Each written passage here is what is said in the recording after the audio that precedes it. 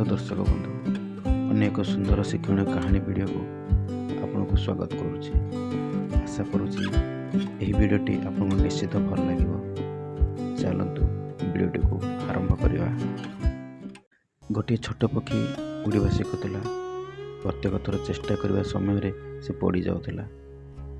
तार डेणा को क्षति होता। दिने से बड़ पक्षी मान को उड़बार देखला एवं भाविला मु केबे सेमानक परि उड़ी पारिबे नाही।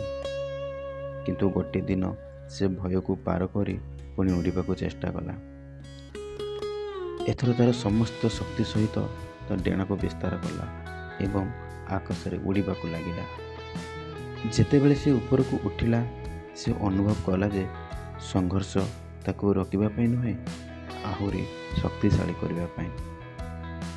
पक्षी यह शिखिला जे सिद्धता नुहे अध्यवसाय ही सफलतार चाबिकाठी। तो दर्शक बंधु यही कहानी आम यह शिक्षा करवा जे विफलता को भय करवा नहीं। विफलता होउची आम सफलता यात्रार एक अंश। आशा करछि दर्शक बंधु यह कहानीटी निश्चय भल लगी। यदि निश्चय भल लगी वीडियो को लाइक करेंगे।